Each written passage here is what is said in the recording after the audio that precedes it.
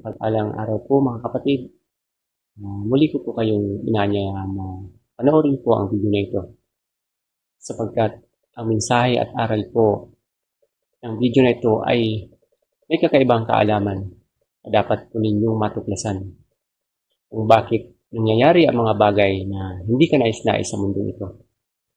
At ang video po nito ay makatotohanan at dito po baka sakali na mabago po ang inyong pananaw sa buhay at makasumpo po kayo ng katotohanan at kaliwanagan sa inyong mga diwa. Tara mga kapatid, atin na pong panoorin.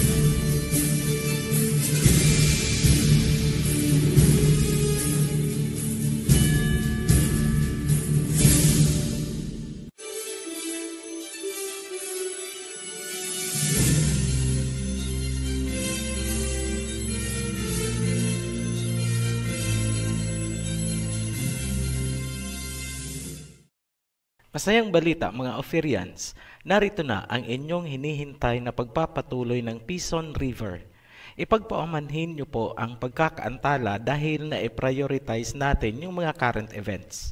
Sa nakaraang video, ipinakita natin ang mga birthmarks ng Land of Havilah. Yan ang gold, bdellium at onyx stone.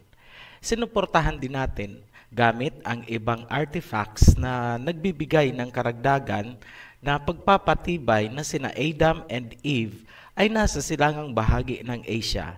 Ngunit yan ay tatalakayin ng mas detalyado pagdating natin sa creation series. Kung napapansin ninyo, unti-unti nating ino-organize ang mga video upang madaling hanapin ng bagong subscribers at para alam agad kung saan magsisimula at saan matatapos.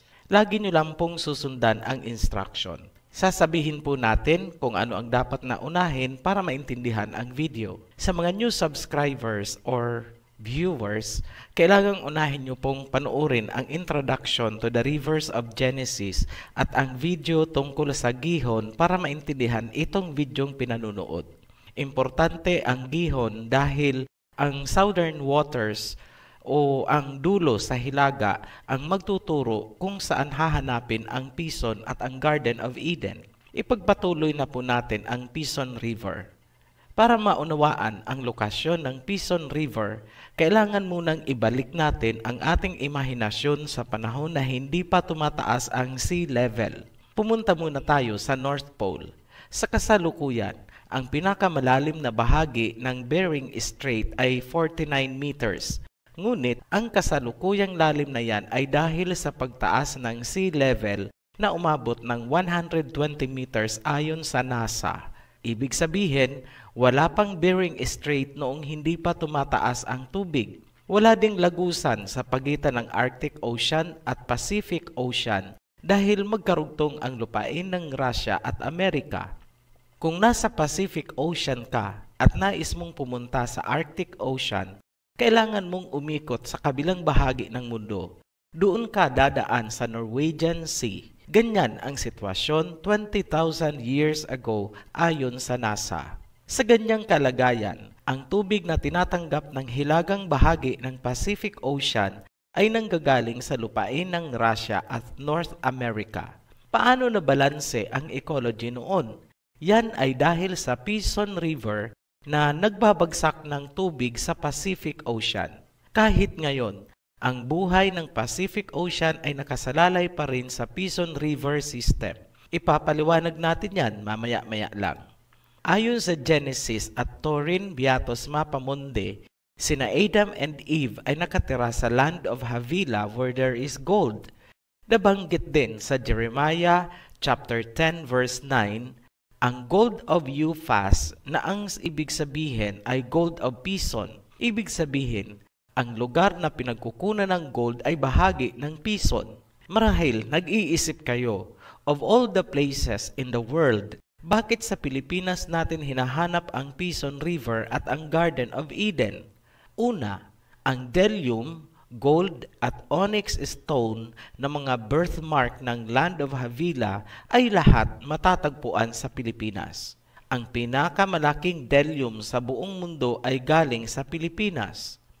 Pangalawa, sinuportahan ng Torin Beatus Mapamundi ang impormasyon na sina Adam and Eve ay nasa southeastern part of Asia in a land of gold and silver. Pangatlo, ang Maitom Burial Jar ay may nakaguhit na Tree of Life, isang pagpapatunay na may kaugnayan ang ating pinakaunang tao sa Tree of Life at saka ang Garden of Eden. Pang-apat, ayon sa Book of Jubilees, ang Garden of Eden ay nasa eastern part of Asia kung manggagaling ka sa hilagang dulo ng Gihon at susundan mo ang boundary ni Shem papuntang silangan. Madadaanan mo daw ang Mountains of Fire. Lahat ng binanggit nating impormasyon ay nagtuturo na magsimula tayo sa Pilipinas para matagpuan ang Pison River. Ngunit, saan sa Pilipinas tayo magsisimula? Gamitin natin ang gold bilang giya or guide. Bakit natin ito gagamitin? Kasi sinabi ni Prophet Jeremiah na ang Gold of Uphaz ay pure. Ang ibig sabihin ng salitang Uphaz ay Gold of Pison. May nasaliksik tayo, isang lugar sa Pilipinas na hitik sa gold. Literally, a mountain of gold. Ayon sa historian na si William Henry Scott sa kanyang librong The Discovery of the Igorots, sinabi niya na ang Igorot gold fields ang itinuturing na pinakahitik sa ginto mula pa noong 16th century.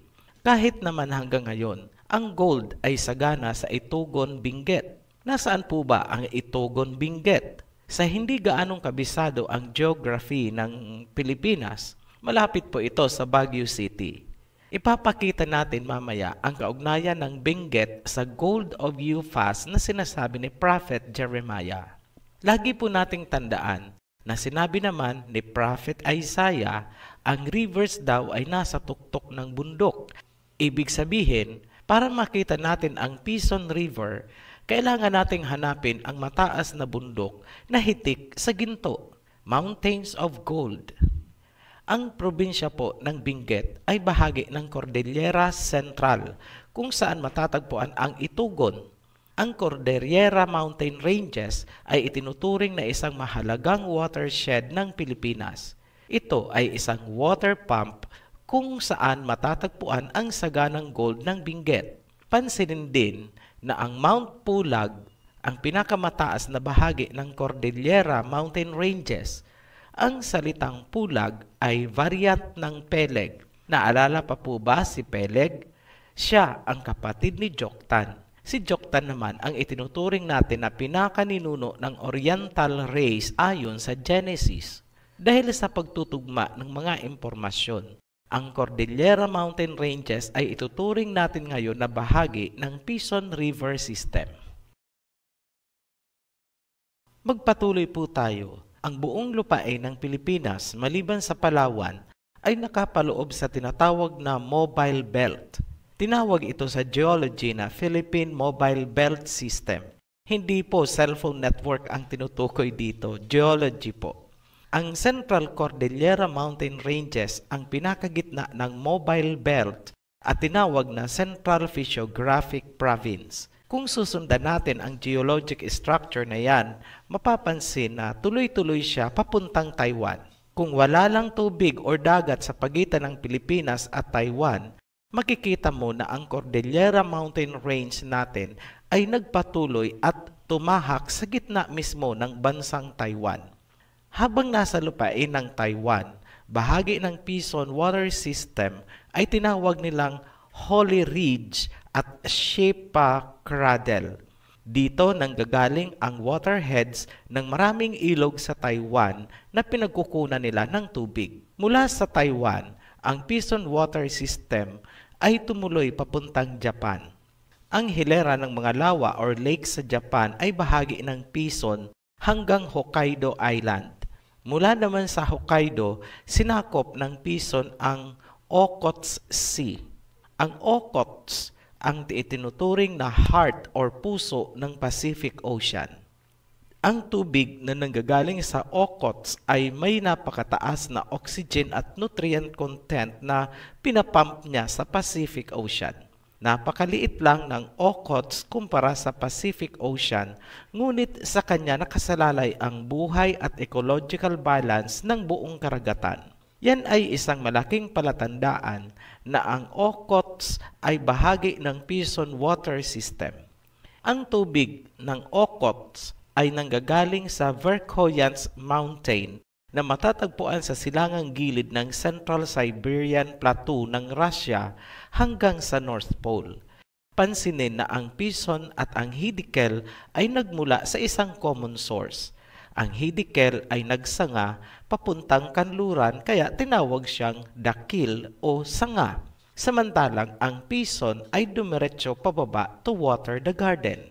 Kapansin-pansin din na kahit ngayong mataas na ang sea level, makikita pa rin na ang Pison River System ay nasa higit na mataas na level kumpara sa Pacific Ocean sa bahagi ng Japan. Gumamit kami ng illustration na larawan. Hindi po ito ang aktwal na larawan, ngunit parang ganito ang itsura. Yung nasa itaas na tubig ay ang Pison. Yung nasa ibabang bahagi, bandang kanan, ay ang Pacific Ocean. Parang ganyan po ang sitwasyon niya. Nagkakascade ang tubig galing sa mas mataas na platform papunta sa mas mababang baitang. Ganyan po kasimple ang koneksyon ng Pison River mula sa hilagang bahagi ng Pilipinas paakyat sa North Pole. Tingnan naman natin mula sa Cordillera pababa. Ayon sa Genesis, Pison compasseth the land of Havilah. Para sa Ophirian heritage, hindi po tayo pwedeng maging rigid sa salitang compasseth, as in gusto natin makita na paikot talaga. Kailangan nating i-consider na may mga subterranean channels gaya ng Palawan Underground River. Dahil ang Pilipinas ay binubuo ng mahigit 7,100 islands, malaki ang posibilidad na maraming underground channels ang hindi pa nadidiscover ng mga geologist. Posible din na malaking bahagi ng Pison Water System ang direktang nagbubuhos ng tubig sa dagat gaya ng Okhotsk. Tungkol sa Pison River at Garden of Eden, ano ang sinabi ni Prophet Enoch? And two springs come out, which send forth honey and milk, and their springs send forth oil and wine, and they separate into 4 parts, and go round with quiet course, and go down into the paradise of Eden, between corruptibility and incorruptibility. And thence they go forth along the earth, and have a revolution to their circle, even as other elements. Yan po ay matatagpuan sa Enoch chapter 8 verses 6 and 7. Ang sabi ni Enoch, bago pa dumating sa Garden of Eden, ay may mga nagsanga-sanga na ang Pison.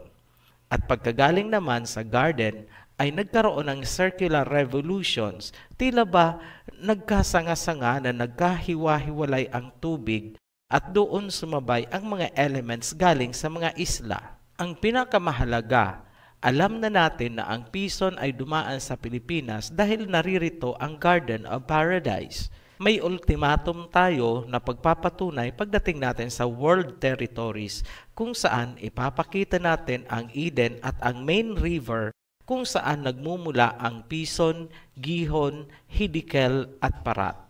Ngayon, puntahan natin ang $1,000,000 question. Nasaan sa Pilipinas ang Garden of Eden? Hindi specific ang ibinigay na detalye ng Genesis para masagot ang tanong na yan. Ngunit, nagbigay ng mahalagang palatandaan si Prophet Enoch. Sinabi niya, ang Garden of Paradise ay matatagpuan sa pagitan ng corruptibility and incorruptibility. Sa Tagalog, sa pagitan ng pagkasira at hindi pagkasira. Pwede ring sa pagitan ng nawawasak at hindi nawawasak.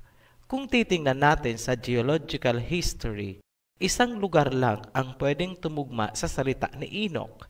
Yan ang Palawan. Paano po natin nasabi na ang Palawan Island ang tinutukoy ni Enoch sa salitang between corruptibility and incorruptibility? Kung babalikan natin ang sitwasyon bago tumaas ang sea level, makikita sa kaliwang bahagi ng Palawan ang tinatawag na Sunda Land. Sa kanan o silangang bahagi naman ang lupain ng Pilipinas. So, ang Palawan ay nasa pagitan ng Sundaland at lupain ng Pilipinas. Ang tinutukoy ni Enoch na corruptible ay ang Sundaland dahil ito ay lumubog at natabunan ng tubig noong tumaas ang sea level.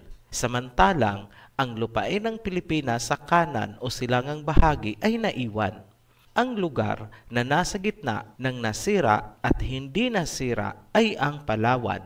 Naandun ang Garden of Eden. Idagdag natin na ang naglalakihang Delium ay natagpuan sa Palawan at sa kalapit na Camiguin. Geographically, halos iisang dagat lang sila. Yan po ang nakikita naming geological explanation sa salita ni Enoch na ang garden ay nasa pagitan ng corruptibility at incorruptibility. Huwag po nating i-interpret ang salita ni Enoch sa aspeto ng pagiging makasalanan at kabanalan ng sangkatauhan dahil hindi naman gospel ang sinasabi ni Enoch. Geology po ang tinutukoy niya. Isa pa, ang Palawan ang natatanging bahagi ng Pilipinas na nasa Eurasian Plate at hindi kasama sa Mobile Belt. Ibig sabihin niyan, kahit magkaroon ng malakas na lindol ang buong Pilipinas, napakaliit ng posibilidad na mayanig ang Palawan. Isa yan sa pinaniniwalaan nating rason bakit ang Garden of Eden ay doon inilagay. Maraming hindi nakakaalam na nagkaroon ng renewal of creation noong panahon ni Adam and Eve. Sina Adam ang pinakamahalagang nilalang na inalagaan ng Ama kung kaya inilagay sila sa pinakaligtas na lugar habang nagkakaroon ng malawakang renewal of creation ang mundo. Endangered human species po si Adam and Eve. Kaya ang Garden of Eden ay naka-enclose, may gate at gwardyado ng armadong angels. Mai-imagine natin ang Palawan at ang Garden of Eden bilang isang restricted zone. Enoch nailed it. Napakaganda po ng istorya niyan. Hindi po yan fantasy or fiction. All in the Bible. Hindi lang po napapansin ng mga readers dahil sila po ay nabulaga na ng kung ano-anong doktrina. Sa susunod nating video, ipapakita naman natin ang main Eden River kasabay ng world territories. Mga salita pa rin ng mga propeta ang ating gabay. Tandaan po na ang Pison, Gihon, Hiddekel at Parat ay mga sanga lamang. Muli po kaming nagpapasalamat sa inyong patuloy na pagsubaybay. Bago po natin tapusin, welcome po muna natin ang ating mga bagong subscribers. Hanggang sa muli, be blessed, Oferians. Mga kapatid, kung niyo pong napanood ang kabuuan ng video na ito at kung niyo pong nagustuhan ang mensahe at aral, paki-like, subscribe, and share po. Marami pong salamat. Be blessed. Shalom.